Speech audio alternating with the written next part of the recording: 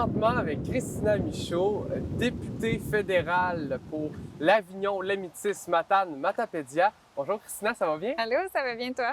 Très, très bien. Aujourd'hui, on va parler de la session parlementaire qui vient de se terminer à Ottawa. Ma première question, c'est quoi ton bilan de cette session parlementaire? C'est un bilan quand même positif. Comme tout le monde, on a eu une vie un peu chamboulée dans la dernière année. Ouais. C'était la même chose pour les parlementaires à Ottawa. C'est pas l'année de 1001 projets parce qu'on a passé à peu près tout notre temps à voter des mesures d'urgence, à mettre en place des programmes pour venir en aide aux entreprises, aux particuliers, pour les aider à traverser cette crise-là. Donc, c'est sûr qu'on avait beaucoup d'ambition pour plein de sujets, plein de projets, mais ça a été beaucoup la pandémie qui a marqué notre année, puis c'est bien normal. Quand même, moi, je me trouve extrêmement chanceuse d'avoir pu continuer de faire mon travail. Puis vraiment, la Chambre des communes s'est virée de bord assez rapidement. On a pu faire les travaux de façon hybride. Donc, on avait des gens en nombre limité qui se rendaient au Parlement à Ottawa et le reste était en visioconférence. Alors, il y avait deux grands écrans géants dans la Chambre des communes. Les gens pouvaient autant participer au débat, autant déposer des projets de loi, prendre la parole au nom de leurs citoyens, même s'ils étaient en Alberta ou partout au Québec. Malgré la distance, ça n'avait pas un grand impact. Bien, c'est sûr que ça change la façon de travailler parce qu'en politique, ça se négocie dans les couloirs, dans les 5 à 7, tout ça. Là, on n'avait plus accès à ça. Donc, c'est sûr que ça vient changer le travail. C'est un gouvernement minoritaire aussi, donc on n'a pas le choix de négocier avec le gouvernement pour aller chercher des gains, tout ça. Alors, quand même, on a réussi à faire de beaux gains au Bloc québécois cette année dans cette session parlementaire. Je parle du français, bien entendu. Là, il y a un déclin de la langue française au Québec en ce moment. On le sent peut-être moins en région ici, mais quand même dans les grands centres, ça se fait sentir et on n'en parle pas suffisamment.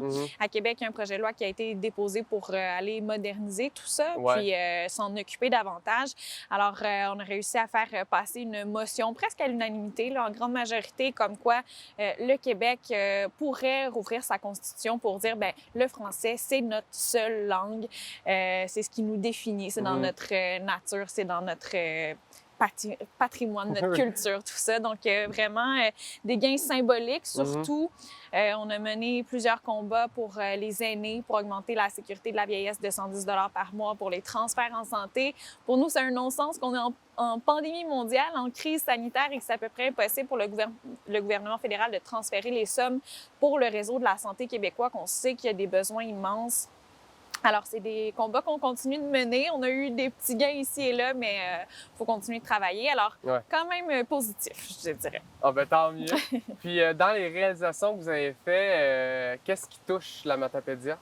Bien, il y a plusieurs choses qui touchent la Matapédia, puis une dont je suis tellement fière, c'est le programme Emploi d'été Canada. Et je sais qu'à la TVC, vous connaissez bien ce programme-là. Et là, c'est vraiment la saison des inaugurations. Ce soir, on va se revoir à un autre endroit. Hier, j'étais à Montjoli, Carleton-sur-Mer avant hier.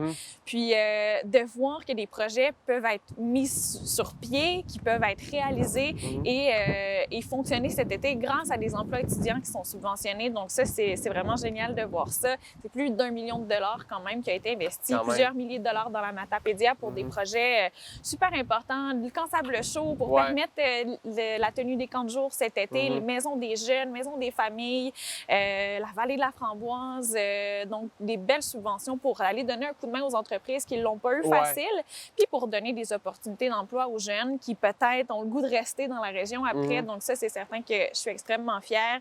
J'ai aussi rencontré plusieurs classes d'écoles primaires, secondaire, cégep aussi en visioconférence cette année pour aller leur parler de politique, de qu'est-ce que ça mange en hiver une députée, parce qu'à un certain âge, jeune âge, on ne sait pas trop ce que c'est. On n'en parle pas tant dans les écoles non plus. Exactement. Donc ça, c'est quelque chose dont je suis fière aussi. Je m'étais donné cette mission-là de vulgariser, de démocratiser un petit peu tout ça, puis d'en parler plus en étant une jeune députée, là. Donc ça fait partie de tout ça. Alors, je suis pas mal fière de ça.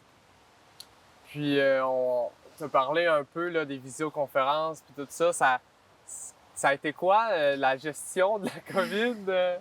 Bien, c'est certain que ça nous montre à quel point on est content de se voir en personne puis d'interagir avec de vrais humains puis qu'on a hâte de serrer la main puis de revoir nos proches. Puis là, on peut enfin le faire et de voir que je le vois là, dans le sentiment, dans les yeux des gens qui sont tellement plus heureux de pouvoir déconfiner avec le beau temps qui arrive. Donc, ça fait vraiment du bien.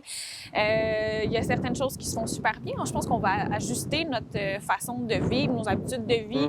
Des fois, faire 4 heures de route pour une seule rencontre d'1 heure, bien, peut-être que la prochaine fois, on va la faire en visioconférence. Mais quand même, il y a certaines choses qui doivent être faites en personne et ça nous fait du bien, évidemment. Et là, ça chamboule un petit peu l'horaire parce qu'on avait l'habitude de mettre Zoom après Zoom après Zoom. Okay, Et là, il faut calculer les déplacements entre. Alors, j'ai l'impression d'avoir des journées un peu moins chargées, mais tout autant, j'ai pas une minute parce que je me déplace entre les différents endroits, donc avec mon très grand comté. Là, fait que, mais ouais, ça changera certainement notre façon de travailler pour l'avenir, c'est certain. Puis, je finirai sur une petite rumeur. Oui! Il y a une rumeur qui dit qu'il va y avoir des élections fédérales qui vont se déclencher en août. Si la rumeur est fondée, c'est quoi tes plans? Je veux un scoop. Bien, je vais te donner un scoop qui est peut-être pas un scoop déjà, là, mais je pense que peu de personnes le savent, fait que la TVC va pouvoir lancer ça. Évidemment, il y a des rumeurs qui circulent depuis quelques mois déjà. J'ai été élue en 2019 avec un gouvernement minoritaire. On savait que ça pouvait arriver n'importe quand des élections avant le fameux 4 ans. Donc, il fallait s'y attendre. Mais là, il y a la pandémie qui est arrivée. C'est pas nécessairement le temps de partir en élection. Moi, je pense que les gens ont besoin d'élus qui se battent pour eux à la Chambre des communes, qui sont pas en train de faire une joute partisane, là, parce que c'est quand même ça. Et mon plan cet été était de sillonner la circonscription, d'aller à la rencontre des gens, d'aller rencontrer des entreprises, tout ça. Élection ou pas, c'était mon plan et ça le sera. Mais quand même, je vais me porter candidate aux prochaines élections, c'est certain. J'ai encore trop de travail à faire. Donc, peut-être un petit scoop, mon investiture sera en août. Quelque part autour du 10 août. Puis Yves-François Blanchette, le chef du Bloc québécois, sera ici en personne. Alors, je suis assez chanceuse pour ça parce que la plupart de mes collègues l'ont eu en visioconférence pour leur investiture et moi, je l'aurai en personne. Donc, bien contente de ça. Il sera de passage dans la région, là, fait que peut-être qu'on aura l'occasion de discuter avec lui. De s'en reparler, oui. Oui, alors, bien entendu que je serai candidate quand ce sera le temps. Pour l'instant, je demeure la députée de la région qui travaille pour son monde. Puis cet été, ça, comme tu m'expliquais, tu vas essayer d'aller voir le plus de gens possible. De lâcher le Zoom, là, puis l'ordinateur, puis aller voir les gens vraiment sur le terrain, en personne. C'est ça qui est le fun. Puis justement, quand on travaille sur des dossiers, on le fait à distance. Et là, d'aller voir directement de quoi ça a l'air. Hier, à Mont-Joli, par exemple, c'est quelques 15 000 là, quand même qu'on a donné pour ce projet-là. Et de le voir, de visiter, de participer, c'est super le fun. Ça doit faire un petit chaud au cœur. Oui, de voir que toute la communauté aussi, dans tous les projets là, qui viennent vraiment du bas, bien, tout le monde met un petit peu la main à la pâte. Alors, de voir ça se réaliser après ça, c'est très plaisant. Donc, Christina, je te souhaite un bon été. Merci. Bon été à vous aussi. Puis Merci d'être venue à l'émission. Merci.